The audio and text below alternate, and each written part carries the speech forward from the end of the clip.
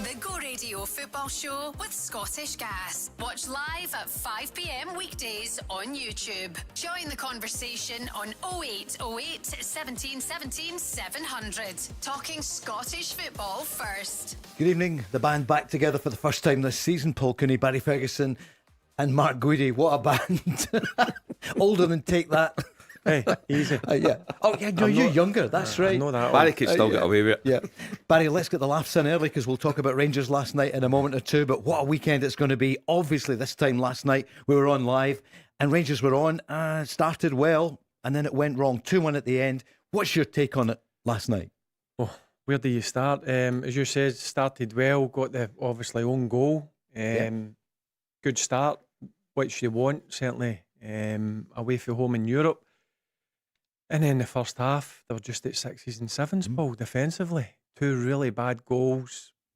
I'm sure that'll frustrate Derek. But second half, made a couple of changes. It made a slight difference. Cammy Devlin and Nico Raskin coming on.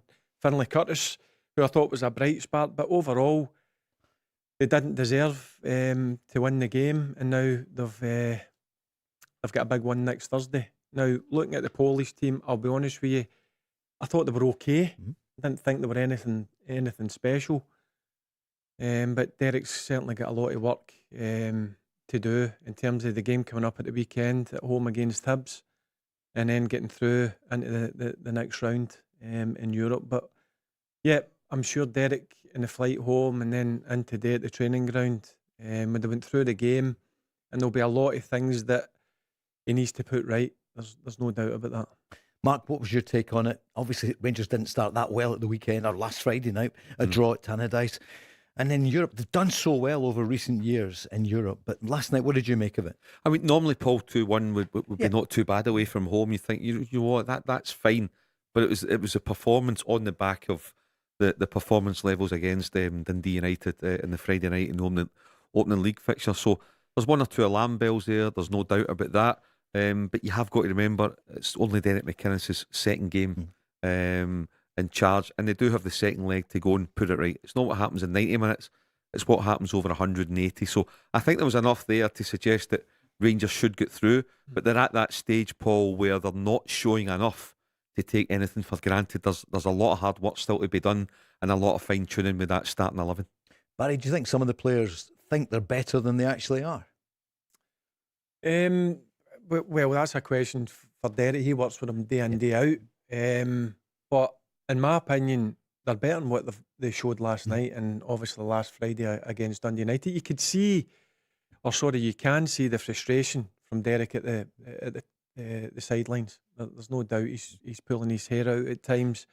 And you heard him do his interviews after the game that they have to be more solid defensively. When teams are hitting them on the counter-attack, they're so wide open, and that's not like a Derek McInnes team. So I'm sure over the next couple of days, well, today they would have been in, tomorrow they'll be working on things like that for the game on Sunday against Hibs. But you can clearly see there is so much frustration in Derek's face. We're going to go into it in depth. There's loads of calls coming in. Martin O'Neill is out of hospital, so we're going to hear from Sean Maloney, but that's the good news, Mark, obviously, that the Celtic manager is out of hospital and recovering after the minor operation earlier in the week. Yeah, he's well on the road to recovery. He's in good spirits. Paul, it was something that had to get taken care of, and it's been taken care of. I wouldn't expect him to be at Rugby Park on Sunday, but it's Martin O'Neill. He's a warrior, and you couldn't rule anything out. But the good news and the most important news is that he is well on the road to recovery and out of hospital. Does that mean he's tuned in tonight as well then, Mark? He always is. Derek McInnes as well. I mean, he seems so frustrated. He is. Barry, in his interview, and he referenced last season, and it's almost like you look at it and you think, I can't believe it. The marking for the 2 goals. Yeah, I mean, if you look at the 2 goals in isolation, they were poor from Rangers' point of view. The first one, Fernandez gets a touch on it, but I think it's his positional sense. Poor goal to lose. And then the second one, that they're hitting the counter-attack where they're too wide open. And you heard Derek say after the game, that's not the Rangers that he wants to see. That's something that he's clearly identified. He's worked on it, but it's not just happening at this moment in time. And it's something I'm sure when he gets more time on the training pitch, he'll get right, because you can see the frustration in him. There's no doubt about that, as I said.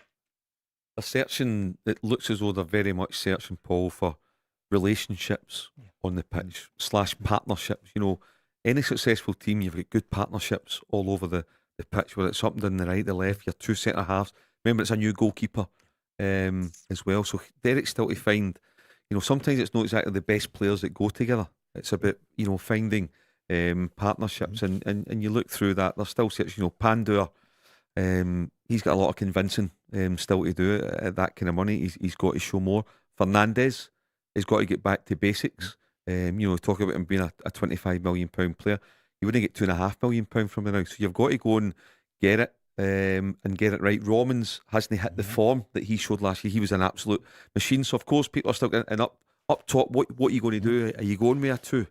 Are you not? Are you going with just one through the middle and two wide? What way are you going to do it? So Derek's trying to fine tune all that. But as we've said before, and Barry knows, you need to get it all right quickly. You don't get time to draw or to lose when you're the manager of Rangers. You need to hit the ground running, and you need to get your best 11, your best formation, and put it together very, very quickly.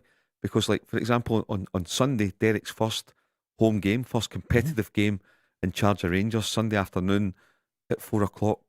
There's a bit of pressure already to go and get a result. You need to go and win that game. You know, you can't be afford to be dropping points at home, because when you're the manager of Rangers, you're not allowed hard luck stories. Come May, you need to be a champion, or else you face the consequences. First up then, loads of calls coming in. 0808 17 17 700. Paul, a big Rangers fan. Hi Paul, good evening. You're right through to Barry and Mark. What's Hi, your guys. point? Good evening. How you doing, Paul? Just Hi, want to Paul. start by saying hi. Just want to start by saying best of wishes to Martin O'Neill, Paul. Good. Just to make that. No, hope the guy gets better soon. Yeah, thank you. No, I just wanted to say to ask Barry and Martin their opinions on this. 2 points, one about coaching and one about the centre back position. I don't understand why it was all over the media. Why we got an MP involved in that to try and get the new signing a visa to get him over there, and then not play him. Yeah, I know you could come back and say, well, bed him in, blah blah blah, but he threw the other guy on the wing. So I don't understand it. I would have preferred Sterling right back and have the guy in the middle, because Ross McCrory, talking to a lot of other my mates Rangers fans, he's not cutting the mustard now. And I've been a big, Paul, you know how critical I've been of James Tavernier. But Ross McCrory's, he's not cutting the mustard. I mean, you talked about Fernandes and a couple of other ones here, but Ross McCrory's not been great either. And I just had another point about coaching, Paul. Okay, but hold that a minute. that's all Okay, right. Barry, what did you make of it? So McCanya was registered in time. The MP sorted it out for them down in London, but he didn't start. Yeah, listen, again, he had been in for a couple of days, so you don't know what kind of condition he's in. We don't know that. Obviously, Derek would have had a look at that and thought, right, do you know what? I don't think maybe he's ready to go straight in and start. So yeah, you look at the Rangers' defence, and they do look vulnerable at this moment in time. And Mark made a point earlier on. You do need relationships, and I think the centre of the defence is one of the biggest relationships you can have on a football pitch, alongside the goalkeeper. And obviously the goalkeeper's new in through the door. So I think you'll see a different Rangers team start against Hibs on Sunday. I've no doubt. I think you'll see the vast majority of Derek's new signings, or if not all of them, starting the game. Mark? Yeah, it'll be interesting. Thursday, Sunday, it'll look at the shape. You know, I suspect that, for example, looking at it, that Lawrence Shankland didn't start the game because he's going to be starting on Sunday. So he would be holding, you know, maybe 3 or 4 back. But what he's got to do, Paul, what he doesn't have the luxury of doing, even this early, is playing about and trying things. He's just now got to say, that's my strongest 11. And see if you're on the bench, or see if you're sitting up in the stand, you don't like it, too bad. I am not taking any risks. Now, Derek needs to hit the game running and needs to get a win as quickly as possible, and that needs to come on Sunday. Paul, what was your other point about coaching? Yeah, coaching. So the same frailties with Rangers I've seen yesterday is what I've seen the last couple of years, even when Barry was there. Starting off great and then fading away. A bit like when we were beating Celtic 2-0 at Ibrox, then just fell apart. So my point about coaching is, and particularly to Barry in this, I don't feel as a punter watching it, I'm not a professional player or anything like that, right? But as a punter watching it, I don't think we look coached, and I'm not saying it just for under Derek McInnes' leadership. I'm saying this probably since Gerrard left, right? And sorry to include you in that, Barry, right? But we don't look as a coached team. And here's a point. Motherwell Football Club were lauded, and quite rightly so, last year for the football they were playing under Jens Petrolascu. Amazing football. And then questions were asked when the guy left, will the transition well, so far, Motherwell in the league and in Europe seem to be a simple transition. They looked well coached, well drilled, know what they're doing. Now, if Motherwell, with the resources they've got and the finances in that club, compared to the finance that the 49ers Enterprises and Kavanagh are put into us, there's absolutely no excuses under all the managers, whether it's McInnes or whoever, why we, up at Celtic, as the richest clubs in the country, can't get a well-coached team. We don't look well-coached, Barry. I don't know what you think about that, but we definitely don't. Well, I can tell you Rangers will be well coached because Derek's got experience. 19 years they've been a manager. But they don't look coached, Barry. Yeah, listen, you've got to remember there's a lot of new... Listen to me. You've got to remember there's a lot of new players in there. And it takes time. You can't just click your finger and it works overnight. There has to be a lot of work in the training ground. There's players been coming in the first week of pre-season, third week, fourth week. We're only 2 games in, and I've got every confidence that Derek will have a successful Rangers team in time. Paul? Well, Barry, we agree to disagree, right? But Motherwell had new players coming in. Motherwell lost a lot of players over there in the summer. Yep. And yet... I watched them still on playing really Sunday against Hibs, and you're and Barry, perfectly right. I thought Motherwell were really good. I pay good money to go there, right? I pay a bloody fortune to go and watch that. And year in, year out, whether it's under Philippe Clement, whether it's under Derek McInnes, whether it's under Danny Rowe, it's the same sound bites. And I get passionate, but I'm fed up seeing us starting these games. And then, as I said, we've already dropped 2 points. I came on this show last week and I said, the league could be over. That's how tight it is in this league. You fall straight away, and then we're Thursday, Sunday, Celtic will be playing the Champions League probably, and they'll always be a game ahead psychologically. And you know it, because you were in that position last time. You're under the cosh already, and I totally agree with Mark saying Derek McInnes is under the cosh on Sunday, because I'm telling you, Hibs won't go up there. They won't be a lightweight. David Gray's got him well coached as well. They'll give us a tough game, and I'll tell you, any points dropped there, it will turn the screw. I hate being negative, but we're all getting fed up with this. But Derek McInnes will know that. There's always pressure if you're manager of Rangers, isn't it? Every single game, Barry. Derek understands the situation that he's walked into. He knew he was going to be under pressure from the get-go. He understands that. It's not been an ideal start. It's still early enough, I believe, for him to get it right. There's no doubt, but he'll understand that there's going to be people criticising already. That's just the way it is at Rangers, I'm afraid. But I believe that he's strong enough and he'll handle that. Mark, you saw the quotes. The manager afterwards, Derek said, I'm not going to watch us all season give up so many chances. We can't lose the ball in the edge of the box and have it end up with a chance for them. That'll be the frustration. See the second goal they lose. A flick. Now, if that comes off, it looks great for Asgard. But listen, you've got to be spot on when you're in the final third. But it's the set-up behind that. When they break, that Derek will not be happy with. He would have watched that last night on the way back in the plane. He'd have been in the day, and they would have went through that. That cannot happen, because that's avoidable, and that's something that will frustrate Derek, and that's something that he would have worked on today and tomorrow. And I would be surprised if you see that happen on Sunday. And Paul, there's loads of, it's not the tactics, but he's saying it's about a loss of concentration in the players. Too often we were slow in the uptake and didn't do our defensive work well enough. So it's going to be a busy few days, Mark, on the training Paul, pitch. He was really frustrated. Oh, yeah. Defensively. Yeah. That's something that he prides himself on. Yeah, if you look at the teams that Derek's managed in Scotland, Aberdeen, well, St Johnstone before that, but Aberdeen, Kilmarnock and Hearts, his teams were always rock solid defensively. Yeah, it was if you scored against one of Derek's teams, you had to work hard to get a goal. You weren't gifted things. You were, first and foremost, you were tight at the back. You knew your defensive duties.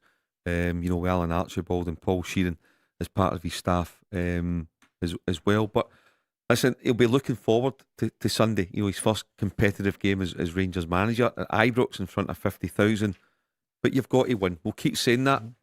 He just needs that first one. He'll feel so much better, as every manager would, just to get that first one under your belt, because when you've played 2 games, you've not won any, you're giving away cheap goals. You get supporters such as Paul, and I totally understand where Paul's coming from, because year after year after year after year of frustration and hearing the same old stories, that you think, no, enough's enough. So fans start looking under the bonnet and they start really analysing things. So you just need to go and get that victory on Sunday. But yes, I don't think Derek will mess about, take any gamble. He will pick his strongest 11. He won't be thinking about Thursday at all, Paul, because he's got to win the league.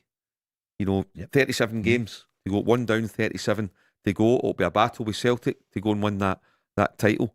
But you have to go and do it, and they have to win on Sunday. I agree with Bart. Listen, I was saying, I'm watching the game, and I'm frustrated last night watching it, and you can imagine the thousands of fans that are frustrated. But the most important thing, you could see that Derek was frustrated in the touchlines. And he'll want to fix that, because in his interview, as you just mentioned, the sound bites there that you spoke about, that's something that he prides himself on. And Rangers, these last couple of games have been too easy to play against, and that's something that will hurt him. Is Finlay Curtis, has he played his way into starting 11? I thought he was a bright spot when he came on last night. Kept his width, hugged the touchline. He was an out ball all the time. And when he got the ball, Paul, what was he? He was positive. He went at the fullback. Never beat him all the time, but you know what? The fullback then knew, I'm in a game here. And delivered some great balls. He had a great effort. An injury time that was just off the post. So Finlay now, I think he's not got to bear in the mind that he's been away at the World Cup and he's come in a bit late at pre-season. But last night, I thought he done himself justice last night, and I'd be very surprised if he's not in the starting lineup on Sunday. And it looks as though the PSV winger could be on his way. So Kuhiab Drioch, is it? I'm not quite sure how we pronounce it. It's difficult, but we'll find out soon. We'll get it from Rob McLean, no doubt, soon. Or Crocs, he's the other one. So it looks as though he's coming in. Barry, you reckon? 6 million? Well, they certainly need difference makers. I said on Monday in the show, Paul, it's glaring when you watch Rangers that you need people in the front areas who have got that bit of magic, but also a bit of pace, ball carriers who can go on a run for 30, 40 yards. And it's something, again, that Derek's been open, that he's been frustrated. He's got one in. I thought he'd done pretty well in the first half for his first game last night. Obviously, just come in the day before. So, it's an area of the pitch that he's certainly looking to strengthen. Before the game last night, Derek spoke about looking for another winger, at least one more. So we're currently looking at several wide players. So these talks and conversations are ongoing.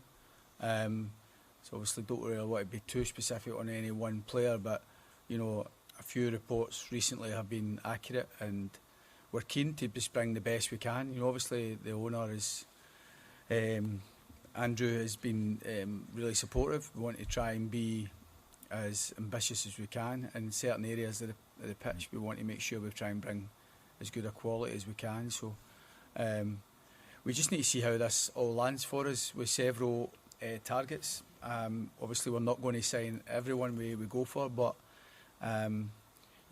if we do get a bid accepted for any of the ones that's been mentioned and a couple that haven't been mentioned, then I'll be obviously the first to know about that, and would be delighted to get these players in as soon as possible. Paul, thanks so much for your call. 0808 17 17 700. So Rangers still looking to buy some more players, and they need to. And Celtic as well. We'll hear from Sean and Maloney. They need to get a few out there. It understands that as well. I mean, they're top heavy. There's been a couple went out the door, but there needs to be a few more. No doubt about that, because you don't want to be carrying a huge squad, and that's no. You want to work with an intimate squad, a smaller squad where you can spend a lot more time with them. But it's definitely in the wide areas, Paul, that they need strength. And Yokota, I thought, done pretty well for his, as I mentioned. That's me get his name there. I forgot it. But you hid it well. I didn't notice. He looked decent. He looked decent. And again, Derek's just said there, they've got a few offers for a few, and you never get everyone that you go for. So time will tell how many Rangers get through the door. But first and foremost, they need to get a few out the door as well. Celtic, it looks as though that Hassan could be on his way to Celtic Park. And a name that's come up in the programme twice this week, Will Ferry, up at Dundee United. listen. Could he be a target for Celtic? Because Blackburn Rovers are coming in, apparently, at the moment. Yeah. I tell you, he's one that stood out last year for Dundee United. And then I watched the game last Friday. I thought he was excellent against Rangers. I thought he was the best player on the pitch. So you can see the reason why there's a number of clubs after him. I think Dundee United have done well to keep a hold of him up until now. But if he keeps performing like that, I don't think Dundee United will be able to keep him. 2.2 million, Mark. That's what they're saying. The bid will come in from Anderlecht. Do you think Celtic will come in for him? I don't know, but he certainly should be on the radar, Paul. And probably, I agree with Barry. I thought he was terrific. He really caught the eye. He's also a name that you're aware of. But I watched him a couple of times last season, and he didn't catch the eye the way that he did on Friday. And I think that one performance on Friday, because Barry says he was, I think that's added 400 or 500 grand onto his value. So there's no doubt he's going to go. It's just where he goes to. And does Celtic want, if the fee you're talking about, Paul, somewhere 2 to 2.5, does Celtic want to spend that on what will essentially be a backup left back when they could have had Sriracha for 1.5? So it, when you look at the evidence of previous wins, it doesn't fit the model of what Celtic want to do. But they might still go for it. Why did they no sign Sriracha? Is it because I think he it wants was his to weekly play? wage. Or was it his wage? I think it was his week. Again, looking at it from him being a backup. Remember they'd slumped the season before, and again. So I think there's a kind of a model where I don't know what you think, but every time I watched Celtic play and he came on, I thought he was a bundle of energy. Sriracha, they kept him all day long. Yeah. And arguably, he won the title for Celtic.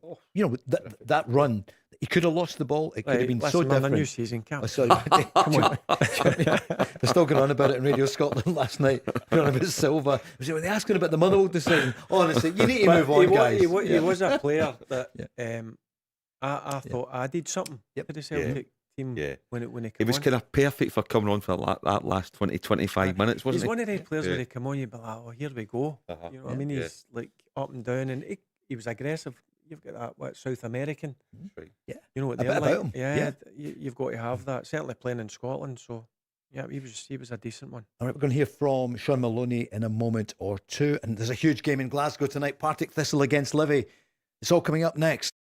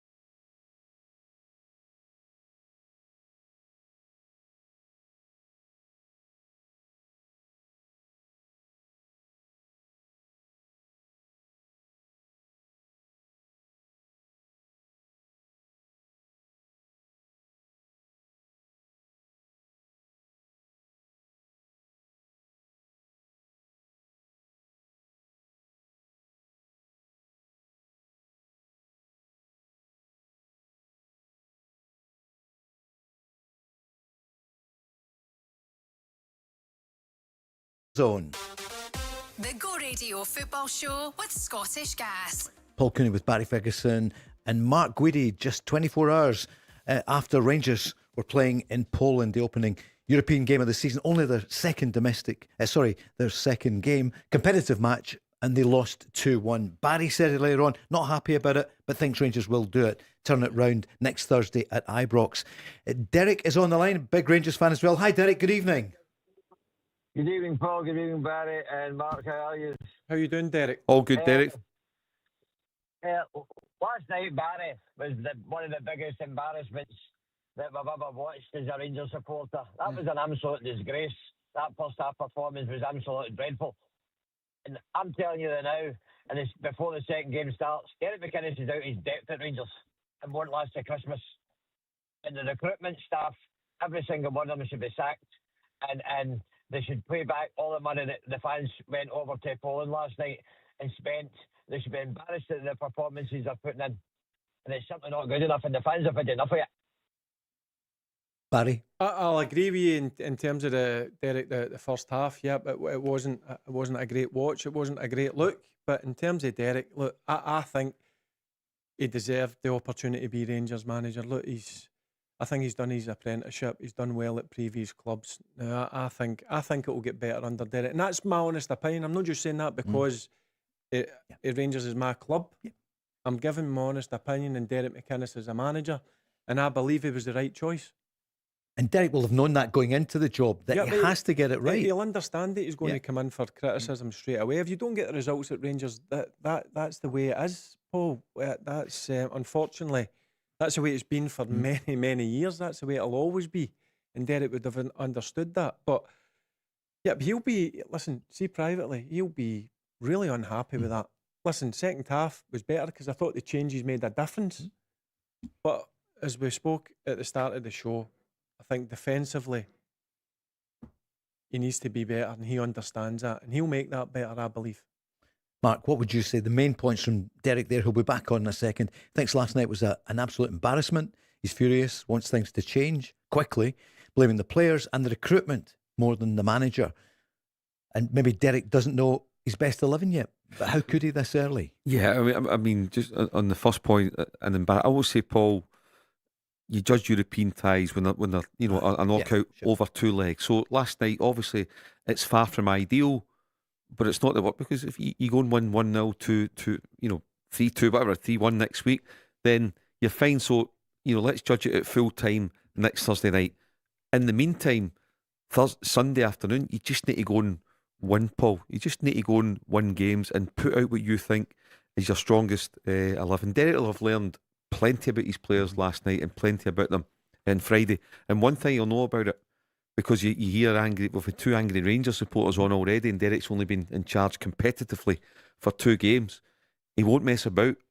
He won't be picking players on sympathy votes. He knows he has to win, and it has to start on Sunday.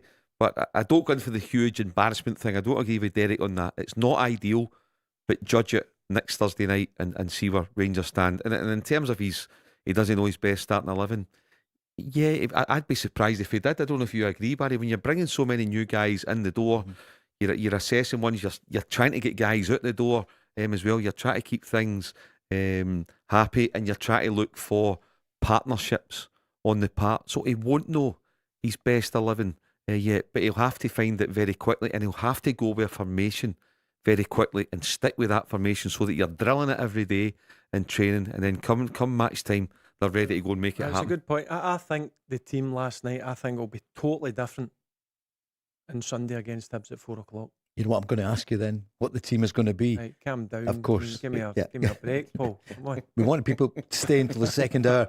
Derek, we can hear it. You pay your money, you go to the games.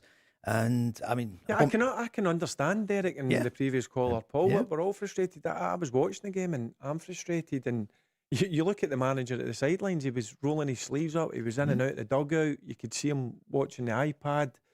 He was tearing his hair out at some of the defending, which again, I'll go back to something that he prides himself on. Yep.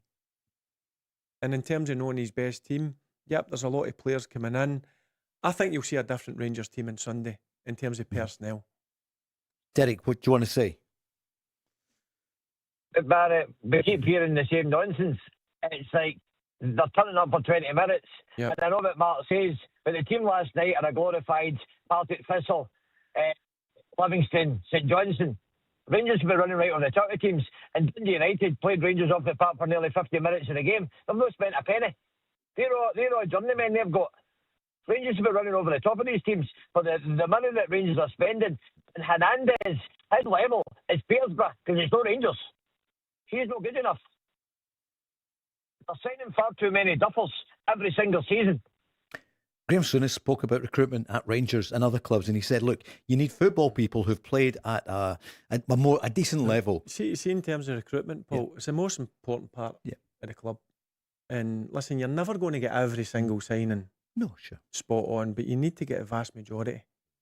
And over the last number of seasons, as Derek's pointed out, which is quite right, a lot of them have no worked, but they need to start working when you're spending money, because to be fair to the owner and the board, they have put their hands in their pockets.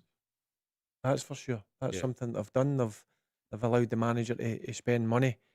But I still look at it. I know the last 2 games have been disappointing in terms of the results. I still think it's a long season. I still think Derek is the right man, and I still think he deserved the opportunity to be the Rangers manager, and I do think he'll get it right. Has he got enough there? I'm going to ask all three of you. Enough. Looking at the squad, enough talent there to win the league? I think now he'll be looking and thinking, right, I just need to come up with a formation and a formula that's going to just get us wins. That's the most important thing.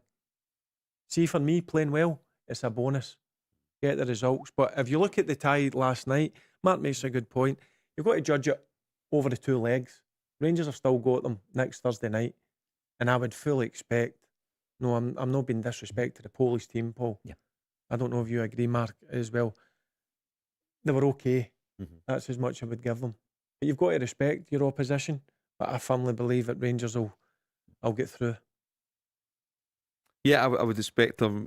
But let's see what Sunday brings. Sunday's so important for Derek and the players. And I think, you hear Paul and we hear Derek that's on just now, the frustration, and it's totally understandable. And what I would be challenging the Rangers players for, because I don't think now, Barry, there's nobody left that's won a title with Rangers. Obviously, there was James Tavernier that was still about. So that's good point. It's a clean it's a clean slate. So what you've got. So let's take you look at that starting 11 last night. Let's take Fernandez and Asgard. The Asgard shows it in flashes. He maybe couple of good games in a row. I mean, we see it we read them. Oh, it's great, and I'm doing that, and I'm worth 20 million, and this club's in for that. No, go and do it over the course of a season. That's how you become a champion. It's not about playing 2 good games and taking the applause and disappearing for 4, or losing possession and not working your backside off to get back and tuck in and help. So that's the kind of mentality that the Derek McInnes that we know will be also trying to build into the team, apart from how they perform when they're showing it. But the mentality is such an important part of it. And you don't they will not want to draw comparisons across the city. But you look at the mentality that Celtic showed when they're under pressure. They were still winners. And the final thing I'll say about in terms of recruitment, you look at last night's squad. 4 new signings started, 4 new signings on the bench. So when you look at your recruitment, you have had plenty of opportunities to go and get it right. So I think now, and again, it's a phrase that I heard Martin O'Neill saying last week, it's very much quality over quantity now for me. They might only make 1 more signing. Make sure you get it right. That winger, make sure it's the right one, and take it from there. But they've had 8 or 9 new players in the door, Paul, and they need to start showing more. 8 new players. Don't be surprised if at least 7 of them start on Sunday. Wow. Derek, what's your final thought? Mark, you see the 8 new signings. Every single one of them is a downgrade from what Rangers had. Every single one of them is an absolute downgrade. None of them is any better than what Rangers already had. I'm not sure. I'm not sure about that. I'd need to look at all the outs and ins, but I think that's very unfair, Derek, to make that comparison after 2 games. Some of them have only played 1 game. Some of them haven't played yet. So I think that's it's too early. Listen, you can have an opinion on somebody, so you can look at somebody and I'm not sure if he's Rangers class, but a judgment comes later. A judgment comes later once there's been a wee bit of a body of work there. So I would only enter into that conversation / debate with you a couple of months down the line, not after a game or two. Derek, thank you so much for your call. There's loads of messages from Rangers fans. And you can understand it. Listen, again, I've been used to it because I was a player there. When you don't get a result, obviously you get a clamoury unhappiness, which is normal. But see, when you're I'm talking for players, will be looking and think, what's going on here? We've only played 2 games. Well, I'm afraid you need to cope with it. Welcome to Glasgow. You need to have a bit of personality about you and stand up and be counted. Now, understanding Derek will understand this. He's a leader. It'll be on his shoulders, but players have got to take responsibility as well. Not just about the manager. Thanks so much, Derek. 08 08 17 17 700 across the city. So Martin O'Neill is out of hospital. That's the good news. Sean Maloney, after training today, spoke to the media. Yeah, I went to see him last night. So he's that was really positive. He got out of hospital yesterday. So yeah, he was in good form last night. Loads better than he was Monday, Tuesday. And yeah, hopefully that sort of positive feelings that he has continues. Yeah, but he was in good form.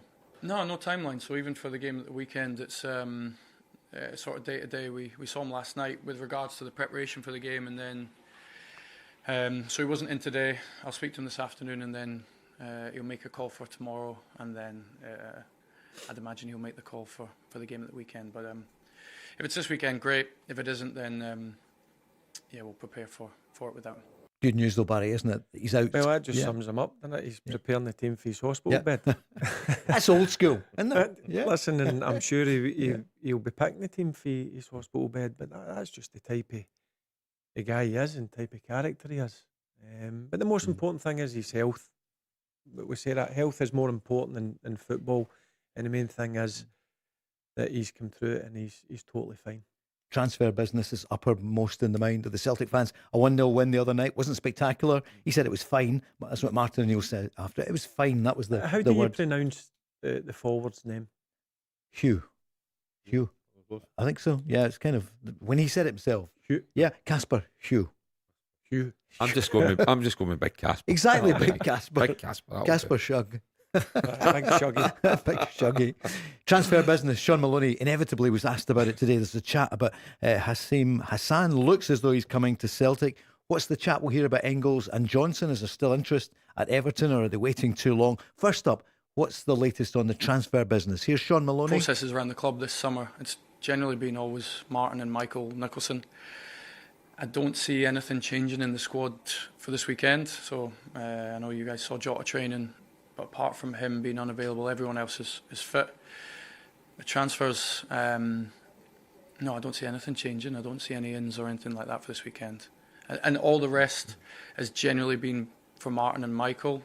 I think over the next couple of days, if anything changes or they ask some of us to have a bit more responsibility, we're absolutely ready to do that. But at the minute, Martin is he's still all over that, yeah. A lot of Celtic fans on as well. They're not happy, Mark. They got the win the other night, but it's kind of Groundhog Day in that we're deep into the window. Hey, there's still 3 weeks to go. Yeah. But Champions League's a week on Wednesday. Mm-hmm.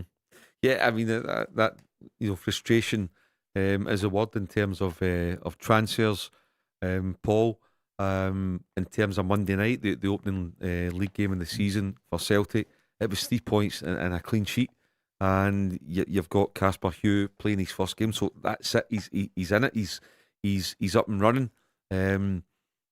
Duran played out wide, but I'd watched Duran against AC Milan in the Saturday, and to me, he looks a number 9. Mm-hmm. He's a number 9. He was brave. He was good bit of pace about him. Took a few knocks, but would get back up. So. I'd be looking and again, it's only in the early evidence, so I'm not going to contradict myself what I was talking about with Derek, the previous caller, but I would be really, really tempted to be looking at playing a 2, playing Duran and you together. I would, because I think that could be a prolific partnership. I mean, I'm talking about partnerships earlier on with Rangers. For me, that's going back to the old days when Barry played. Rangers used it to good effect last season, and Martin O'Neill certainly used it the first time round 25 years ago. That's a partnership that wins you the title for me, Duran and Hawks. So there's a real positive. The window talking about quality over quantity. It's only 2 signings in the door, and Oxlade Chamberlain's re-signed, but it's a right good starting point. But there should be more, and that's not making excuses for the board. It should be better than what it is just now, because I think you're going to have work to do. Johnston and Engels, I'm 99% certain both of them will go. In an ideal world, you keep them for the Champions League qualifier. But I think it's reached the stage that both of them want to go, and Celtic have accepted that, and they'll get, Paul, they could get 40 million quid for the two of them, combined total. It'll not be far off that. So yeah, that's a summary of where Celtic are just now. But importantly, they get 3 points on the board, they get a clean sheet, and they're up and running. Barry? Yeah, I watched the game and I don't think they were impressive. I didn't think they were in any danger of losing the game. But, Paul, see, the most important thing for me is, see, you don't play great, and it's pretty much like that at the start of the season. You're always a bit off it. You find a way to just get 3 points and move on, and that's what they've done. I would rather that be the case for Rangers when you don't play great up at Dun United, but you find a way to get the 3 points. Unfortunately, you don't. But Celtic found a way on Monday night, and that's all you can ask. I think it's the one thing that stood out for me again, just watching the game on the telly on Monday night, Paul, and sitting beside a guy who was a master at it in his career. And maybe it's just a slight thing that you see in the difference just now between Celtic and Rangers as Derek's trying to find his way as manager with the new team. You've seen Callum McGregor again being a leader. And as much as the team didn't play well, Callum McGregor made sure that he was that focal point in the heart of the team. And that brings you so, when you're a player on the pitch, right, it might not be playing well, but there's a captain. Yeah. There's a captain leading by example, the heart of the team, the focal point of the team. And he's always been there. And that's, you know, the role that he played in Celtic winning the title last season. And that's maybe something that you've not seen often enough, because with Rangers, sometimes it might have been Raskin, or it might have been Diamandi, or it might be, but it's always Callum McGregor for Celtic, and that's such a positive for me. Yeah, listen, when you watch them, he came in for a fair bit of criticism last year, and I didn't understand it. What his discipline, his experience, he's the anchor in there, and he moves people about, and he talks. And when the game needs to get speeded up a bit, he'll speed it up. When it needs to get slowed down, he knows the times when to do it, and it's crucial. You have a player like that, certainly in the engine room of a team, and that's what he does. He does it really well for Celtic. Going to take a quick break. Well done, Motherwell last night, 1-1 up in Helsinki. Hibs, the late goal, 2-1 against the Macedonian team, but poor Hertz, 6-1 in the Stadium of Light there in Benfica. More on that just after this.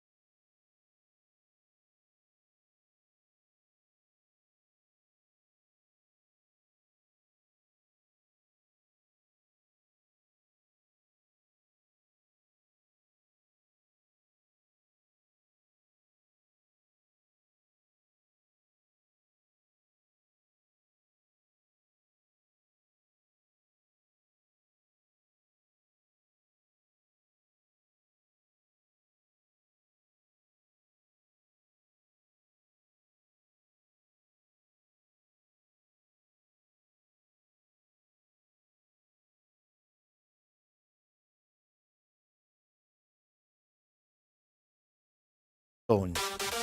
The Go Radio Football Show with Scottish Gas. Looking back at last night and looking forward to the weekend, yeah, Rangers losing 2-1 to Jagiellonia in Poland. Benfica 6, Hearts 1. Troubling result. Look, they were never going to win it, but the margin, speak to you all in a moment or two. Hibs 2-1 win for them against Skengia. That was a good late win. Will it be enough? But at least it's a victory. And what about Motherwell then? Maswanisi scoring from the penalty spot and Timo Pukki scoring for HJK. On Motherwell, Mark, first up, great start to the season. Good result last night, should be enough. Yeah, you'd like to think so. I mean, it's, you'd have taken that all day long, Paul. But HJK will still make it very, very tough for Pat. But as Derek the caller said, the transition at the moment appears to be smooth, because Motherwell lost a lot of players, lost 2 or 3 of their best performers, but you'll get great money in for them. You couldn't knock it back.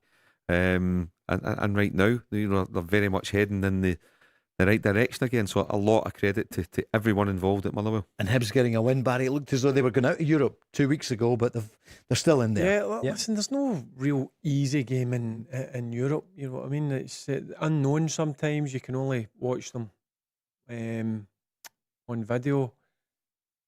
But the most important thing for Hibs is they got a result. What about Hearts? What are you thinking? The heart has been ripped out of them. But at some point... they lose 6 goals against Sturm Graz, 4-0 in Austria, 2-0 at Tynecastle. I watched the game up at Aberdeen, and there was nothing really in it. But then you lose that last couple of minutes, 2 goals. That's a dagger to the heart. And then you go over to Benfica. Now, you're never expecting Hearts to win, let's be honest. But you've got to go out there and be respectful of your opponent. They spend a fortune in players. Go over and just make sure, listen, if you are going to get beat by 1 or 2, no 6. So that's 12 goals in Europe in 3 games. They're not in a good place at this moment in time, Hearts. So, and who they got at the weekend? They've got Dundee United at home. Well, I was impressed with Dundee United when they played against Rangers. I thought they were really good in the first half. Sometimes a lot of people go on about Rangers being poor, but you've got to give credit to Dundee United. So that's a tough game for them.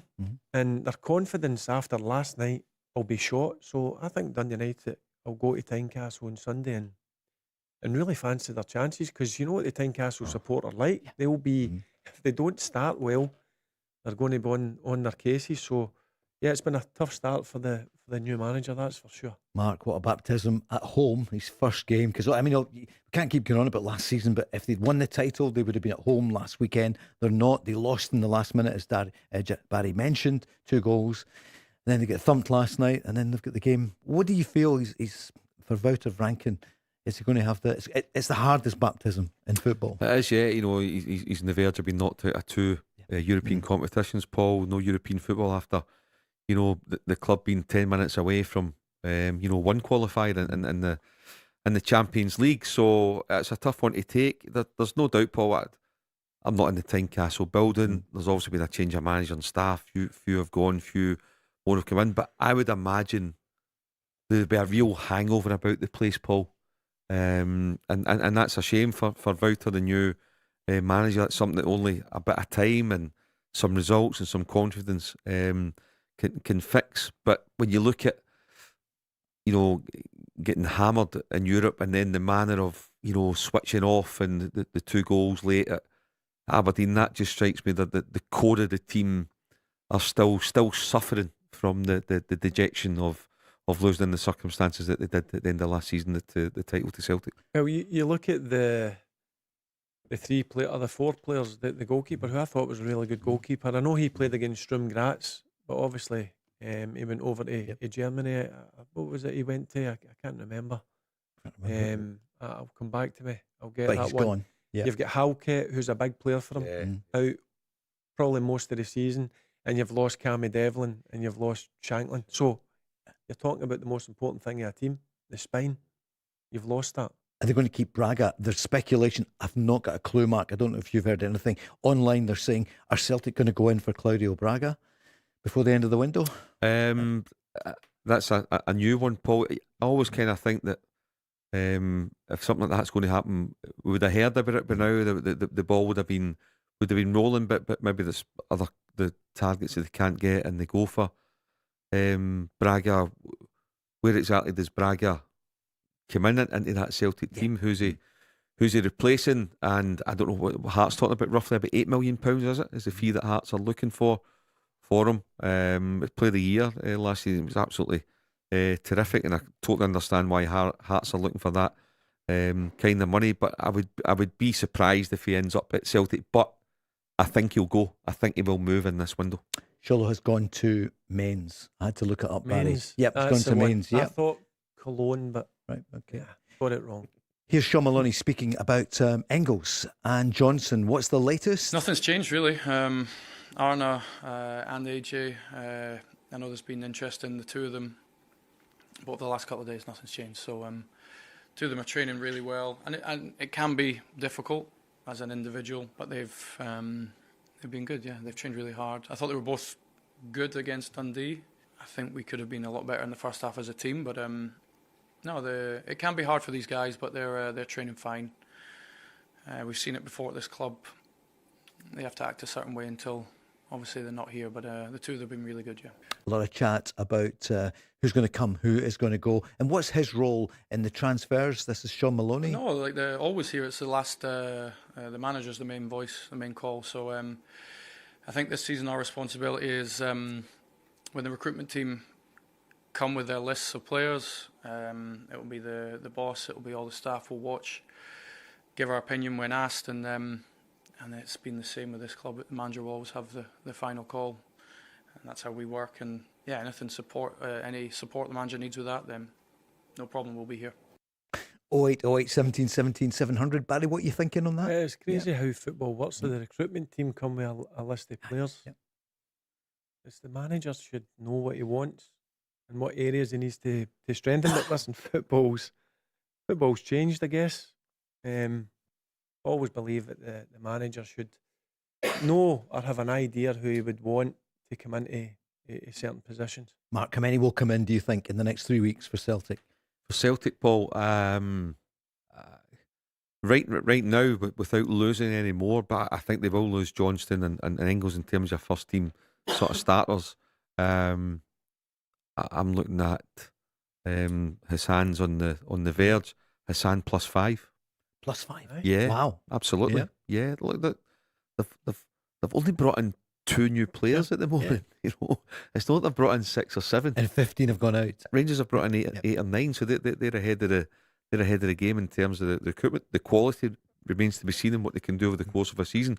But right now, Celtic for starting a season, one way or another, going to European football, whether that's Champions League or whether it's Europa League, which takes you right into January. And remember, there's no winter break anymore. So absolutely, Paul, if I'm Martin O'Neill and Sean Maloney, I'm sitting at the moment saying Hassan's over the line, need another 5. You might need 7. And I think you probably will need 7 because I'm absolutely... What areas, Matt? Absolutely. Well, you need a goalie. Not necessarily a number 1. And Mark, can I just say on this, hold it, the news is on, and then we'll come back straight afterwards. How many do they need and where are they? That's coming up after this.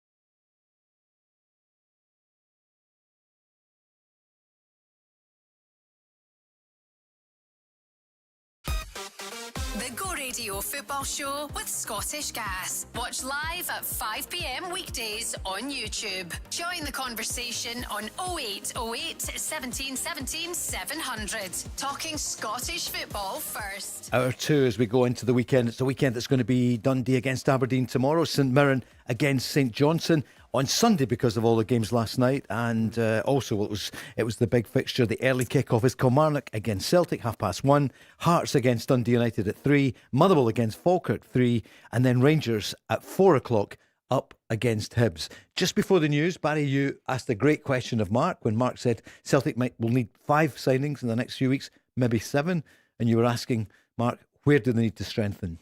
They need a goalkeeper.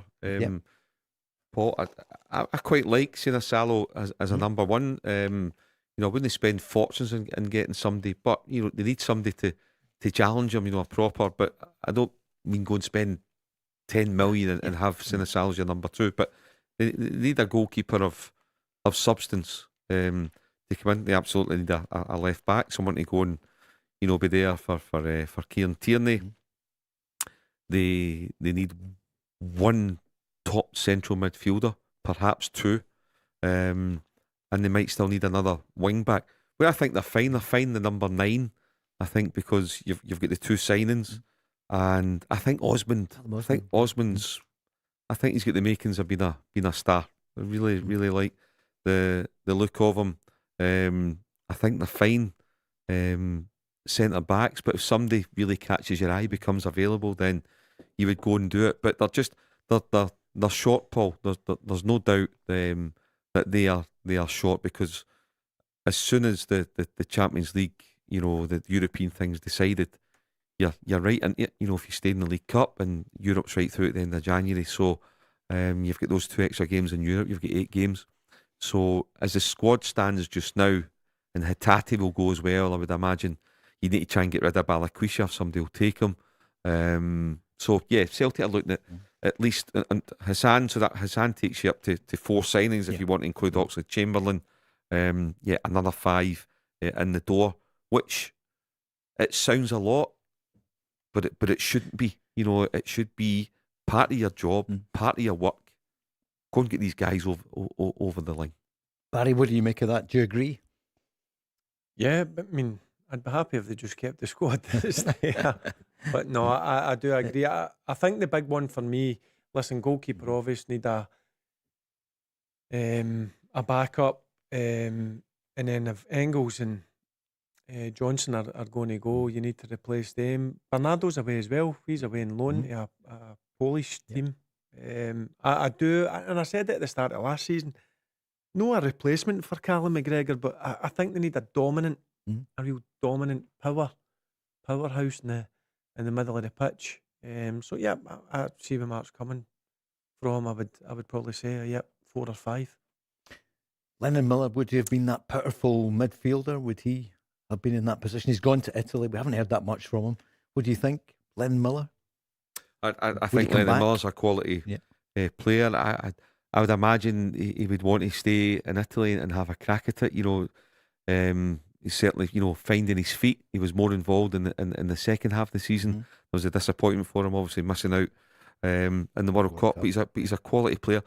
But Paul, this is where Celtic need to learn lessons, and this is where they absolutely deserve criticism in terms of how they go about their recruitment and their signing policy.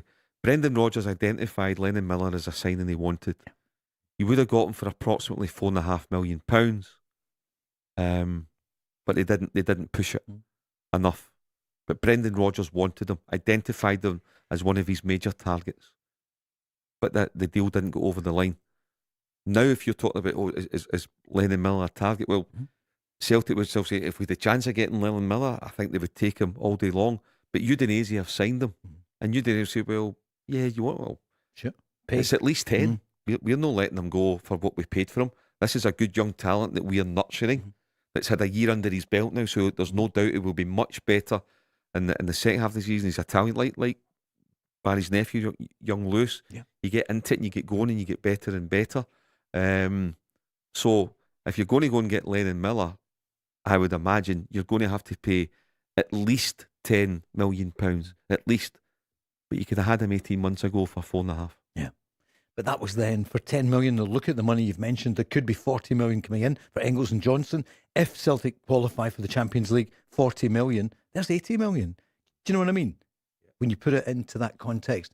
Here, Sean Maloney speaking about the strength of the squad and maybe some of the weaknesses and some of the strengths. Yeah, look, I think with the two guys that we brought in, so we've in the striker position, I think that's really strong. So I'm really happy with those two players. I think we need that strength and depth in certain other positions. So I think that's vital that we get that done, and I'd be really hopeful that that gets done. So yeah, I think how we feel about that 9, you've got obviously Casper, Camilo's now came in, you've got Osman, Johnny Kenny, like that's a really strong 9 position and everyone fighting. I think we want that in every position, and there's a few that we're a little light on, and yeah, I know the club are working hard to do them, and we definitely need that done. In my opinion, I think we've still got some really good players. We just need to strengthen certain areas, and you want a level of competition to either drive people on, like we saw last year, or if somebody gets injured or loss of form. So definitely some work to be done, yeah. Barry, during the news, you made a good point. We'll hear from Austin Trusty, but he looked happy to be back with his old mucker, CCV. Yeah, I thought at times he looked a bit shaky last season. I thought watching the game, he looked comfortable beside Carter Vickers, who, let's be honest, Celtic missed badly last season. And I'm sure Celtic support will be absolutely delighted to see him back fit and playing again. He's Austin Trusty. Good to be back. Good, really good.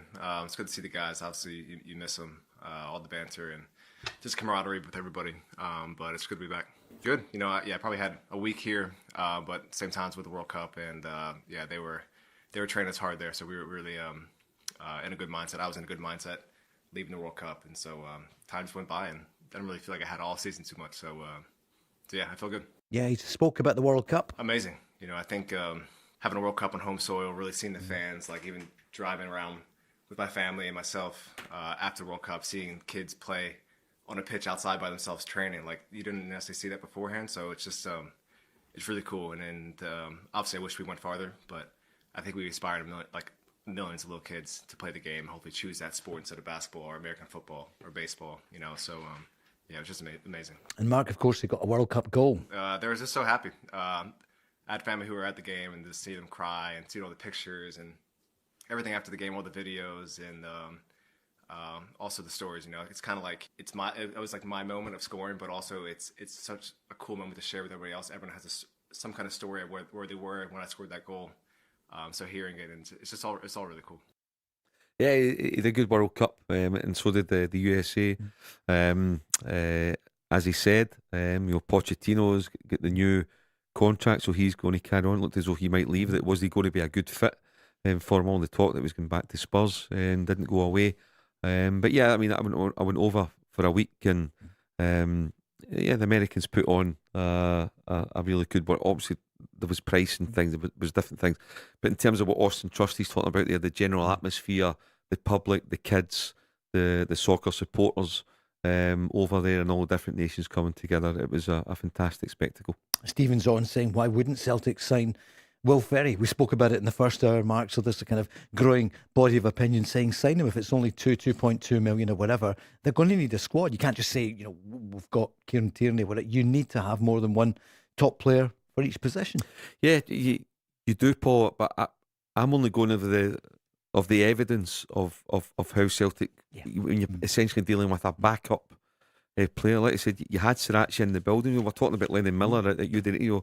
So there he is. He's had the benefit of a year at the club, but better with the language. He knows it. He comes on. He's not fazed by 60,000 fans. He's not fazed by having to win games when a title's on the line with 6 or 7 games to go.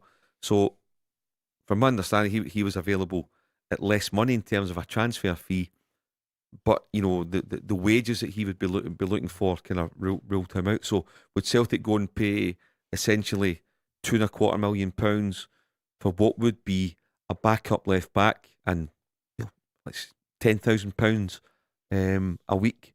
The evidence of previous windows would suggest that they won't do that.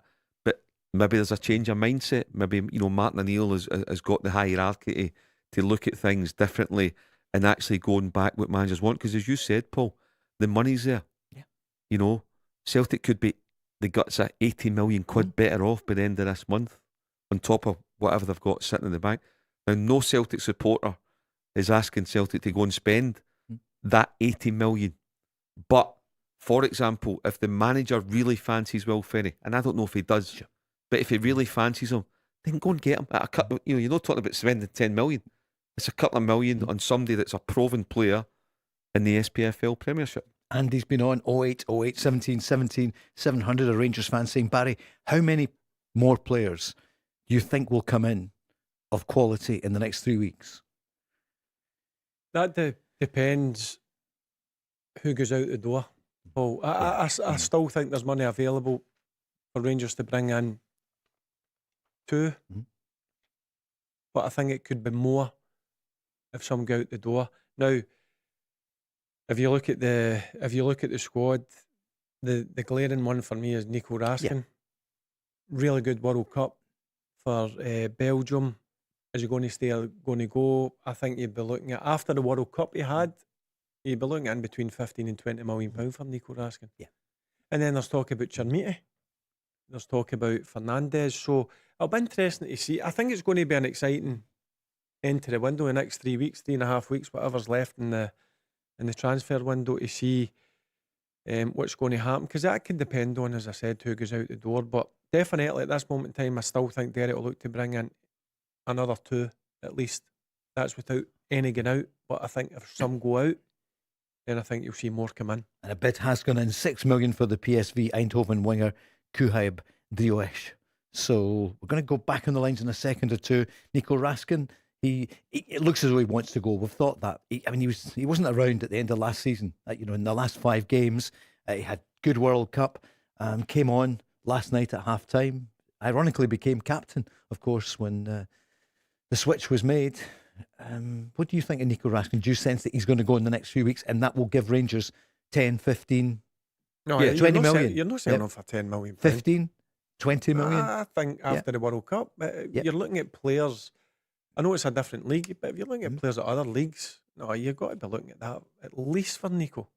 He's a Belgium international. I know he never started the first game, but then he became a regular. I thought he was probably Belgium's best player, and the manager was pretty open about that he was a key player for him. So, don't give me that, £10 million. 15, 20. No, more than that. 20, yeah. Because, they always try and lowball players who are playing in Scotland. Well, if Arne Engels is going for 25 million quid, come on.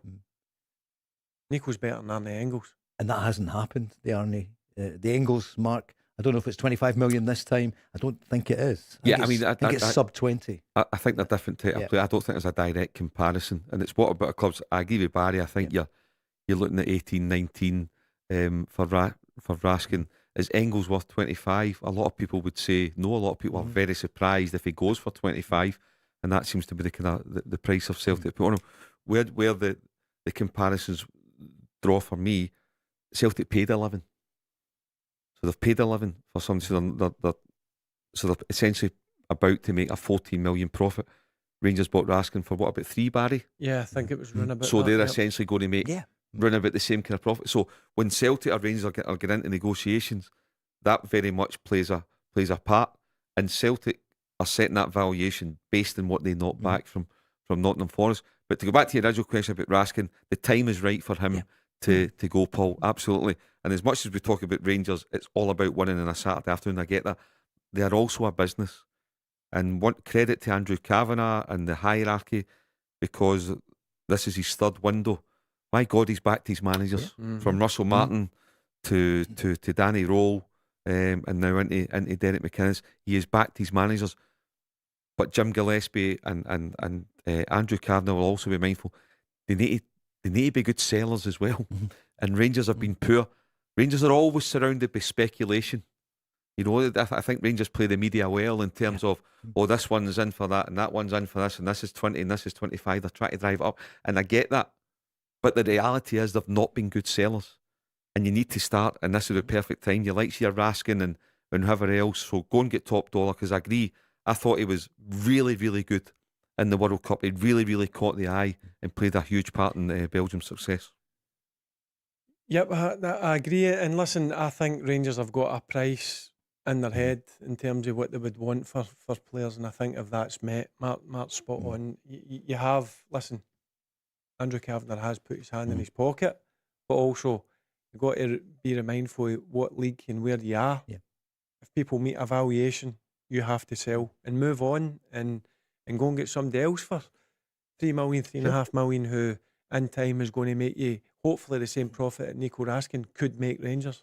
My surprise was that nothing has happened yet with Raskin. You know, I thought after the World Cup, there's been a lot of like kind of interest, Real Betis, Villarreal. Of course, there will be interest. It'll just be. I'm interested to see if it actually does happen. Yeah.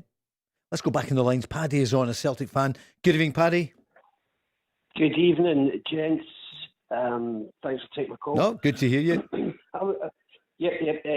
Just a quality show, guys. Especially this is about my favourite panel. I always look forward to hearing Barry and Mark. Barry and Mark. Are you related? No. Listen, see, to be fair, Paddy, I've not seen him for what, 2.5 months? I thought you were going to say 2.5 years. We've kept those two apart. Listen, it feels like 20 minutes. The tours feels like 20 minutes. If you're on the Charlie McGrew, it feels about 20 days. Barry, the last time I seen you, I was shooting dogs abuse at you, so, you know, anyway. Right, biggest compliment you can get, isn't it? You know, Paddy, what are you thinking, Celtic? Well, I was listening general to the points you were making about the transfer window and, you know, what players may be coming in and what players are going to go, and the other point about the Celtic's board. Yeah. You know, are they doing well enough? So firstly, it's an obvious point, but you know, the players are worth what the buyer's prepared to pay, and if you're not getting bids in for players, it's all very well saying I'm going to set my stall out at this price, but that can frighten clubs away. So it will be interesting to see what happens with Raskin, because I'd have thought his sort of attitude problems with the community things. I'm sure clubs would look at that in the bigger picture. However, that's not really my concern, because that's a Rangers problem. Yeah. As for Engels and Johnson, I'll be sorry to see him go. I think Engels, he's probably more kind of ideal for the English league. Surprised to a certain extent that maybe Premiership clubs not come in. I just think he seems to have it all. He's perhaps not doing it consistently enough, and maybe that's why it's just the likes of West Ham. The fact that Nottingham were looking for him, interested in him, says kind of where he's at, and obviously Johnson. He's going to want a chance, and we can't blame him for that. So, but I think that the board have got to be commended in that we've got a couple, what looks like a couple of quality players coming in. Certainly, that's more in line with the aspirations that Celtic fans have. You know, to get that kind of paying that kind of price for that bit extra quality, and then hopefully again that's a path that you're still going to get. You're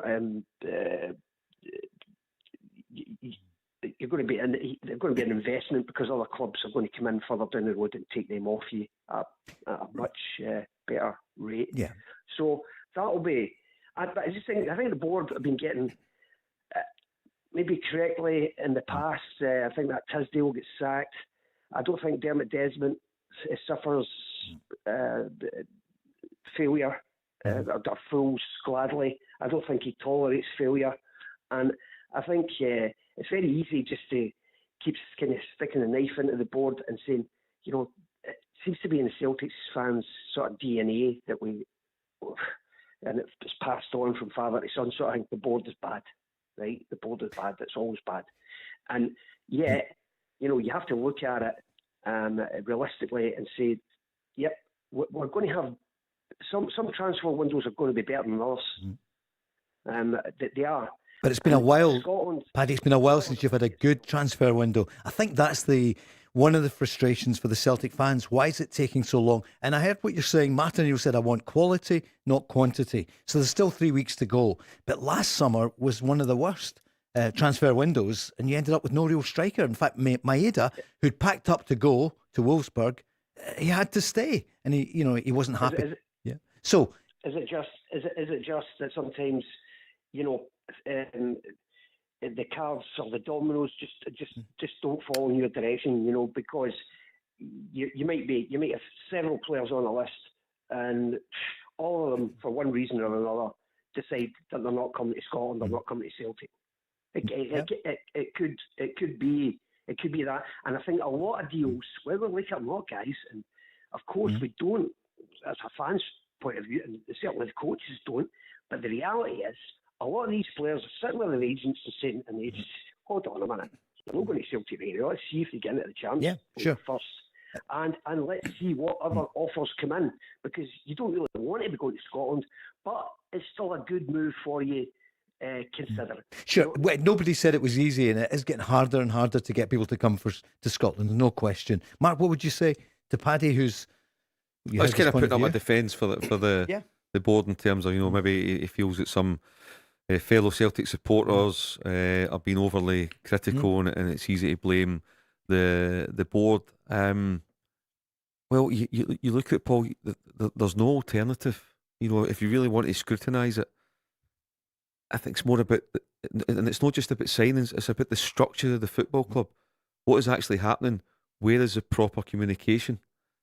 That's the thing. As Brian, he's either. Is he staying on? We'll make him the permanent chairman and take that uncertainty away, or bring in a chairman.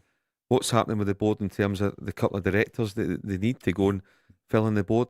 Are they going down the route of a head of operations or a head of recruitment, a director of football?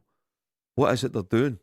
Where are they going? What's the direction of travel? That's what it is. And then, of course, that all leads to how you wheel and deal in the transfer market, and their wheelings and dealings in the transfer market in the last 3 windows have been unacceptable. Now, this looks as if it's shaped up, and we'll judge it in 3 weeks' time, but it looks as if it's shaped up to be, in terms of quality, it's going to be a good one. But you might still be numbers short. So anyway, look, I can see where Paddy's coming from, and it's nice and it's noble that he's making a defence of the board. However, if you look at it, there's so much room for improvement, and even the basic stuff of Celtic supporters and the stadium, the match day experience, away from watching the 90 minutes on the pitch, Paul, it should be so much better as well. As I always say, the Celtic supporters put £40 million into their club without fail, every summer at different levels, at different price points for your season ticket, etc. The match day experience and how the fans are treated on a match day should be so much better as well. So there's a whole host of things that bring out that frustration in the Celtic supporters, and I totally understand where they're coming from. Barry, on the recruitment at Celtic and at Rangers and Scotland, his specific point about it is hard to bring top players to Scotland. How tough is it in your experience? Yeah, it is tough because you can't compete even with the Championship down in England. You just see it. For instance, Paddy makes a point there. Arnie Engels, West Ham. I know they've just been relegated, but they can go and pay, 20-25 million pound and triple his wages. So I think you've got to shop a different market. So it's always difficult for Rangers and Celtic. But in saying that, it's still a brilliant place to play football. Two huge clubs, fan bases that and support you. I don't think you'll get anywhere else. So that's a big plus when you get a player. From a Rangers point of view, taking them to the training centre, taking them to Ibrox, and if it's Hazard, I guess that'd be the same for Celtic, taking a player to their training ground, and obviously Celtic Park. It's the only place you wanted to be, Barry, wasn't it? I don't mean Celtic, Rangers, but a chance to go to Man United. one of the biggest clubs in the world, but for you, but No, it's have a these special days place. gone? It's Yeah. different when you grow up in the west of Scotland. And I'll always stick up for Scottish football. Listen, it might not be the best in terms of quality, but listen, I still think you get good excitement in Scotland.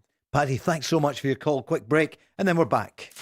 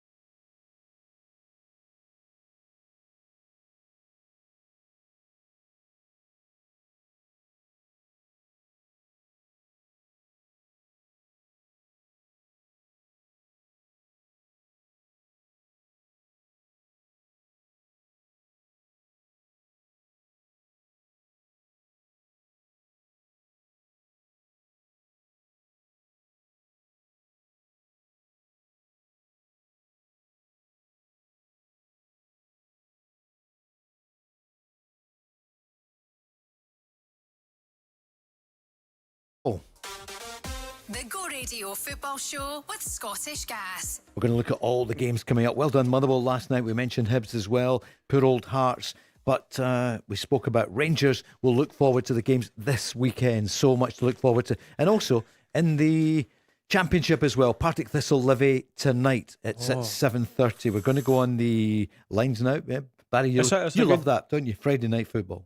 The Championship. Listen, I watched a lot of good games last year. Always look forward to sitting down with my dinner and a wee glass of wine, watching the Friday night football. Can't beat it. Yeah, looking forward to it. Michael's on, a Rangers fan. Hi, Michael. Good evening. Good evening, Paul. How are you? I'm not bad. How are you? Good, very well. Living the dream here with Barry Ferguson and Mark Guidi. Are you not going to wish me? Are you not going to wish me Happy New Year like you did the last time? Remember? Is that right? Well, yeah. Well, no, I'm not going to say it this time. I do remember something vaguely, Michael. Welcome back to the new season. Let's say that to you. How are you? You looking forward to it? Yeah. Well, I've come well off, well down for the cloud 9, which I was last season. I was in a full sense of security with the goings on with the club. Barry, how are you doing? I'm and good. Mark, I'm good, Michael. How are you? Hi, Michael. I just want to speak to you about why do we need to spend and rely on Nico Raskin?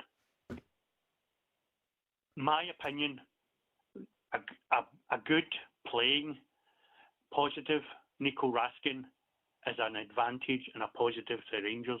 Why do we need to wait on whatever we get for Nico Raskin? Why can't we just open the bank book and just get what we need?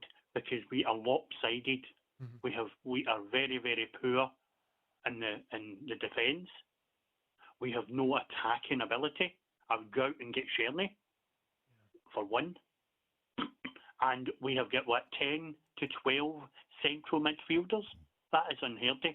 Yeah, it's a lot of midfielders, Michael. But I agree with you. We looked last night watching the game, certainly in the first half, a bit lopsided. I thought it was different in the second half when Cammy Devlin and Nico come on, and Asgard was put centrally just in front of him, just off Chermiti. I thought the balance was better in the second half, and I thought that's where we gained a bit of control and we were a bit better, obviously, for the first half. But I do agree with you. There's a lot of midfielders, and that's why I said at the start of the show or during the show, I think there's still a few or a number of players still to go out the door, because I don't think you can carry 10, 11 central midfielders. I think it's far too much. Is there much interest, do you think, just now? So much can happen. Michael, I was going to say, what you're saying about Nico, you would like to keep Nico? I want to keep Nico. Yeah. Past Mark's last night, Barry. The goalkeeper, Pandora, Finlay Curtis when he came on, and Nico Raskin. See the rest, Boggin. See that Fernandez. If I was Derek McInnes, I'd get him aside and go, see if you're not going to be concentrating and think you're better than you are, be ticker because you're getting wrapped, pal. Because he's not doing nothing. As for McCrory, I wouldn't have brought him back again, Barry. Just my opinion. He done nothing the first time, so why bring him back the second time? Devlin is now struggling in that midfield. He impressed in pre-season, and he's been absolute rubbish in the last couple of games. And finally, why has Shanklin not started for the start last night? Our captain not started for the start. Yeah, I was surprised about that when the team lines came out. Obviously, get named captain last week. And that's the reason why you bring Lawrence Shanklin. Look, I think Lawrence Shanklin is just an out-and-out goal scorer. Listen, quality, good, can hold the ball in, can bring people into play, but that's one of the reasons why you bring Lawrence Shanklin, because he can put the ball in the back of the net. I agree with you last night. I thought Nico come on. I thought he was good. Certainly made a difference. And young Finlay Curtis, I thought he was excellent. I've got to be honest with you. One thing about Finlay is he's always positive. When he gets the ball, he wants to go and attack the fullback, whether that's going in outside or inside. I thought he put in a couple of tasty balls, had that great effort. And again, I'll go back to it. I'll be surprised if he doesn't start the game on Sunday against Hibs. And I'm sure Nico will as well. But in terms of selling Nico, listen, it might be down. I don't know the ins and outs yet. Nico's got 2 years left of his contract. Will Nico sign an extension? I don't know. Does Nico want to go and try something different? We don't know. We're not privy to what the discussions are. You liked working with him, didn't you? Listen, I'll be honest with you. If you get Nico playing in the right manner, Nico can do damage. He's got all the attributes you would want. He can get about the pitch. He can handle the ball. I believe he can score goals. He's a goal-scoring midfielder as well. I think if you ask Nico, he'll want to play number 6 all the time. But listen, everybody sees football different. But I've got to be honest with you, the 3 months that I had him, he was my best player by a country mile. If he was staying, would he have been your captain this season? Listen, I know it's a season on, maybe. It's a different season. But this listen, season, Nico, I'll be interested to see what happens with Nico over the next 3 weeks. I understand Michael's point. When you've got Nico in a good place, Nico is a top player. Listen, you don't just play with Belgium as well. You know what I mean? He has been a regular. I know he never played every game in the World Cup, but he has been a regular player for Belgium. But again, if you get him in the right place and you get him in the right mood and you get him motoring, Nico is a top player. is financial fair play in there as well? I thought with the Raskin, if it's 20 million or whatever it comes in, that helps. Not just the money, you know what I mean? It's to balance the financial fair play. Said Paul in the previous part, yeah, at Rangers you need to win, but you're also a business, you know, and Rangers have spent a lot of money in the last 3 windows, as we said, and credit to Andrew Kavanagh for that. Jim Gillespie's just come in the door, but at some point you need to become good sellers as well. So Barry's point is key. This is the key to Nico Raskin. He's got 2 years to go on his deal. He's in the back of a very positive World Cup. He's been at Rangers for 3 years. You either fatten him up with 2 years to go when you've got a talent like that's ballpark £20 million. You either fatten him up with a new deal. You say, well, I'll give you an extra 10 or whatever it may be, or do you sell him now? He's never going to have a better reputation than what he's got now on the back of the World Cup with Belgium and what he's done for the last 3 years at Rangers. I also think at some point certain players need to go and need to move on. They kind of outgrow this environment. They don't outgrow the club because very few go on to play for bigger clubs than Rangers or Celtic. So for me, between now and September the 3rd, Nico Raskin goes, because Rangers need to be a business and sell at the optimum time. And for Nico Raskin, it's time to go and try something different. Because as you said as well, Paul, he's probably Rangers' best midfielder. At your point, where was he at the end of last season? What happened? Was that ever asked or answered? No. What's potentially maybe putting off Souttar's, because it can't be his ability, because he's got wonderful ability. But if you maybe ask managers who he's worked for, apart from Barry, but if you maybe ask maybe a couple, they might give you a certain insight into him as well as in terms of other things. So I'll be straight. Like I worked with him, and I wouldn't tiptoeing about things. I really liked him. I thought he had everything. He had a bit of arrogance about him, which I like. I think you've got to have that if you want to be a right good player. Certainly, if you want to play at Rangers. He was opinionated, but I have no issue with that. I like that. I like people asking questions. Why do you want to play me further forward? What's the reasons for that? I see myself playing here. No, I see you playing there. And I quite like that. And he said then, okay. Yep, he went. And as I said to you, just strip it all back. The best player for me for that 3 months was Nico Raskin. He was that important.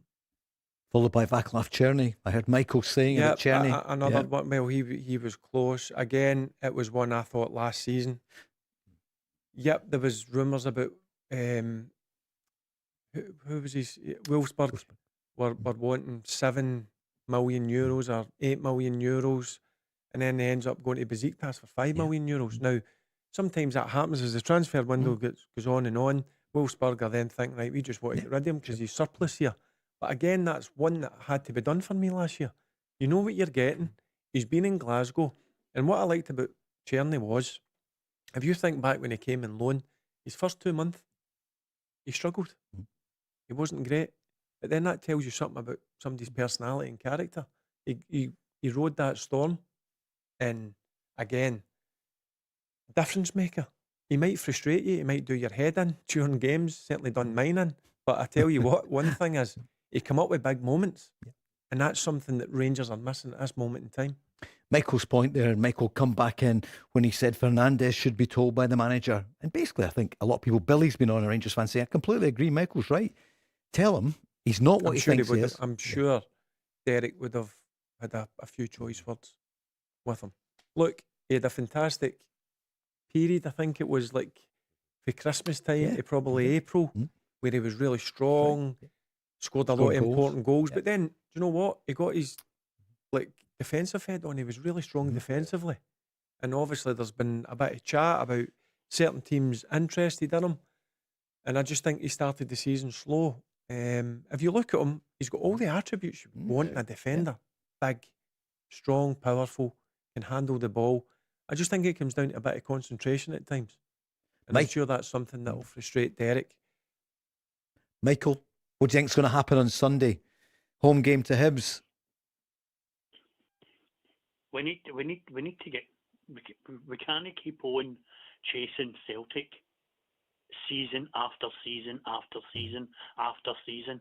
We have not won our opening game for four seasons now. Yeah. That is diabolical for Rangers, for us.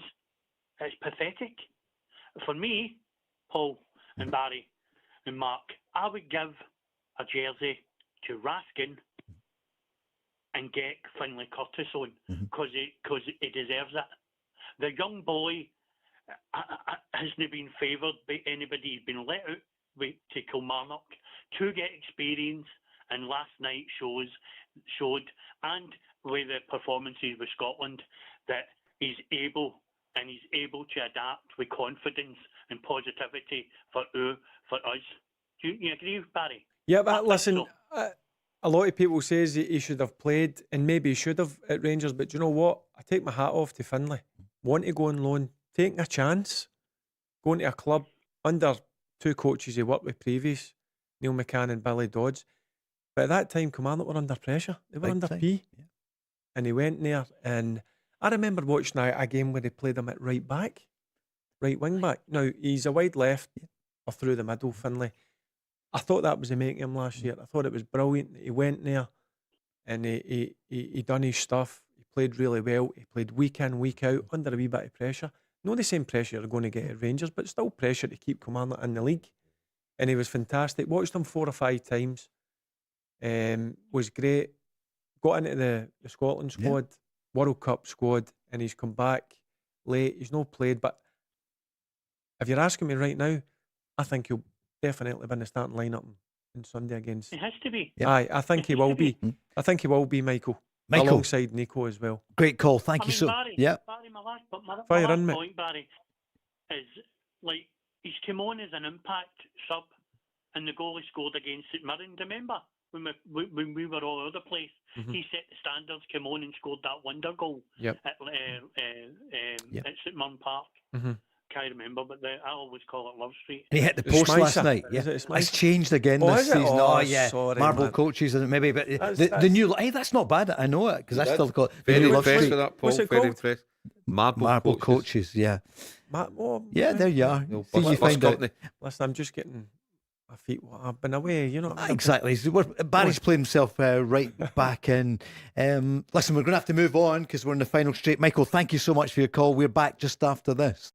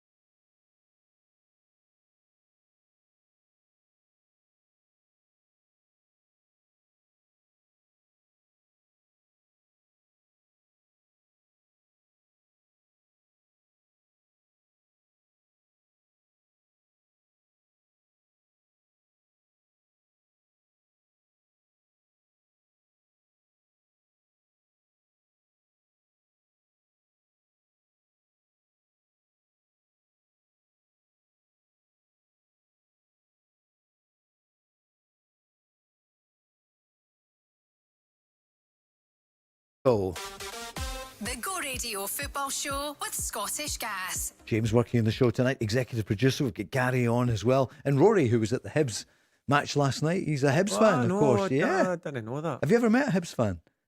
No. Well, you will tonight with Listen, I used to go Rory. to Easter Road and get enough pelters. Is that right? Yeah. I know his face. Maybe he was one of them. Hey, maybe he was. Thomas is listening in San Francisco, so one of the finest Hibs fans you'll meet. Where am I going to get out of this one? Mark, let's bring it back to, let's get to the... Exactly. Who's going to win tonight? Partick Thistle, Livy. Mark, you're first up. Who do you reckon for that one? So Jack's getting a win last weekend? Yeah. I'm going to go for a home win, live on the telly. Mark Wilson and Alec Ray, they'll get a 2-1 against Livy. Barry, what do you reckon? I think 2 title favourites. Yeah. The 2 favourites, yeah. Yes. Who's going to win tonight? I think it's going to be close. I think Livingston will just edge it. Do you? Yeah. Mark Wilson, other clubs they're watching. But by the way, I thought he he done a brilliant job last year. Yeah. And I think he'll do another good job this year. And I think it's definitely, looking at the league, Housemuir and Cali Thistle coming up. I think it's definitely going to be between Partick and Livingston. And then obviously Gary Naismith getting their job. That's right. Done a great job with Stenny. Yeah. And they're at Dunfermline tomorrow. That's a huge game. Aye, Exactly. Yeah. Right, forget about that. I don't know if two. I'll get your predictions on Monday night then, because we're running But I'll rapidly. go for Livingston. You're going for Livy? Right, okay. Just the edge, yeah. Dunfermline Air United, who do you think? Is that a draw? Is that a 2-2? Desmond. I'm going to go 1 each. 1 each. Mark? Desmond 2-2. Glasgow's finest, Queen's Park up against Wraith Rovers. Have Queen's Park got an association now with Rangers? Yeah, as a feeder? they've got a couple of players. And to be fair, they've got a cracking young one, central midfielder, Aidan McCallion. Right, yeah. I involved him most days in training. I put him on the bench a few times. He was only 16. Wow. But I had the height of nothing, but obviously he's still got a lot to go and mature. But listen, loved him. Thought he was a cracking player. So great to see he's went out and get a bit of experience at championship level. We'll look out for him. The Stenny against Morton and Arbroath against Inverness Cali Thistle. So in the Premiership, kicks off tomorrow. Dundee against Aberdeen. Barry, who do you fancy on that one? What are you thinking? And see, to be honest, we watched the game on Monday night. I thought Dundee were done well. I thought they were well drilled, well set up. I think this is a draw, this one. See, Dane Murray, Dundee wanted him, but Celtic not letting him move. Mark, what do you reckon tomorrow? Andy Walker, that's his game on Sky. So I'll throw that in. I'm going to go 2-1 Aberdeen. 2-1 Aberdeen. St Mirren, your old club against St Johnstone. Now, you were worried about them last weekend and a great start for them. So they did. What a result. Yeah. And for St Johnstone too. Absolutely. Both getting off to Flyers. 2-2. Barry, the Saints. I watched them again. What Mark said there, I worried about them, but I thought they were really good. Yep. I did. I thought they were really good against Falkirk. St Johnson as well. I watched that game. Kilmarnock. 7 goals. Neil McCann wasn't too happy after after He that wasn't, game. was he? No, and rightly so, because I don't think they showed what they're capable of. I'm going to go St Mirren just to edge it. Okay. Then Sunday, 1:30, the early kickoff. Killie against Celtic, and it's the grass pitch. It's always good grass on the pitch, isn't it? Beautiful. So looks like a bowling green. Seen it? Looks brilliant. Yeah. Saw the picture. Sean Maloney spoke about it. Can I find that? Probably not. Mark, who do you fancy? On that one? a real lush surface. Both teams will look forward to playing on it. Credit to Gal, the groundsman down there, who all he did was work a tractor for the last 3 or 4 years, going around the AstroTurf. Now he really earned his money, but he's a top groundsman anyway. Just before you give it, here's Sean Maloney speaking about the opposition, Kilmarnock. I'm digging you out here. Yeah, the pitch looks brilliant. I saw Neil's interview. So we had a really difficult game against them last year. They were 2-0 up at half-time. The game could have been 3-0, it could have been 3-3. It was a really open first half. Watched them against St Johnstone. Yeah, they're a good side. They've got some really good players. I know some of the players, Hugo. I like what Kilty does for them. So, pitch looks fantastic. It will suit them. It will suit us. Hopefully it's a really good game. It will be a tough game. Our next 2 away fixtures will be tough. So, we have to be better than we were in the first half against Dundee. That's for sure. Martin Neal is at home. Sean Maloney will take the team. Yeah, it's a strange we'll definitely miss him if he's not there. But you also have to respect what's happened the last few days. So the impact that he's had over since October. It's been nothing short of incredible, really. The things that he does with the players and the staff. So we will miss him, but we'll be prepared. We've got some brilliant senior players. But we'll see. We'll let him make the call, and he'll definitely do that. And on the question of signings, we've spoken about Rangers, spoken about Celtic. Sean Maloney admitted he would have liked some of it to happen earlier. I think that's fair, but I think that probably everyone at the club would say that. I think how we feel about that 9 position, I think we would love to feel like that in every position, but I'm also realistic that it doesn't work like that in the transfer window. Some things take longer than others. But I think, look, as a coach or as a manager, I think you always want these players as quickly as possible. We've done probably over 40 sessions now in pre-season, so you'd love them on the very first day, but you're also realistic. In an ideal world, yes, but I think we also have to work with the squad that we have. I think we've got really good players, and then when the new ones come in, then you try and integrate them as quickly as possible. Mark, what's going to happen? Rugby, Pat, I think a cracking game. We'll get real great fixtures on Sunday. Killie looking to bounce back, Celtic looking to improve on the level of performance. 3-1 Celtic, Hugh to get his first goal for the club. Barry, what do you reckon?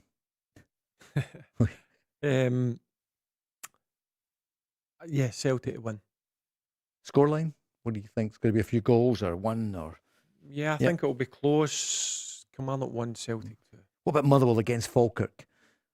I think Motherwell. Yeah. I mean, looking at their performance against Hibs last week, and then Falkirk's performance against St Mirren, I've got to take Motherwell at home. Confidence, a good result away in Europe last night as well. He's just carried on. I like him. Like his interviews. Motherwell for me. Mark. Motherwell to win. Motherwell to win 2-0. Tynecastle, what's going to happen, Mark? Hearts against Dundee United. Well, Barry mentioned it, how well, obviously we highlight Rangers and how well they played or didn't play, but you've got to give a lot of credit to Dundee United. I think that's a draw, Paul. I'm going to go 1-1. Barry? I think Dundee United will win it. Okay. Yes. And Rangers up against Hibs. So I think the media conference might be tomorrow. I haven't heard anything yet from Derek McInnes. Or today. Well, Saturday. So we haven't. That's my way of saying we haven't had him fresh this afternoon, Barry. No Mark, what do you think is going to happen? Rangers to get their first victory. Derek to get off the mark in terms of wins in front of 50,000, but a 1-0 win for Rangers, and Derek would be absolutely delighted with that. And Barry, I don't know if I can be watching that. You'll be there. I'll be there. I think. Listen.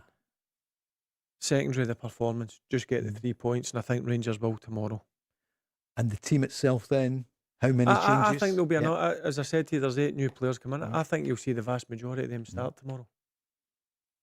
And the players have to start. You've got to give them time, but you could hear some of the callers tonight. That's the thing you don't get, isn't it? I'm afraid that's Rangers. You're under the cosh constantly. If you don't get results, pressure builds. You've got to be able to handle it. And the great thing is, after the result and performance last night, the beauty of being at Rangers, you've got a game a few days later. Mark, you're looking forward to the weekend? Yeah, it's great, Paul. It's just, we talk about players getting into them, and we're still trying to find our rhythm. You look at the fixture list coming, you've got Europe again next week. But it's great. Obviously, the Sunday really, that really catches the eye when you look at the games. And look, there's always something going on. Yeah, at Celtic and Rangers, there's always something going on, and there's something going on right now at both clubs. So a fascinating weekend ahead, and interesting to see how it all pans out. Final word to Derek McInnes, and he was wishing all the best to Martin O'Neill.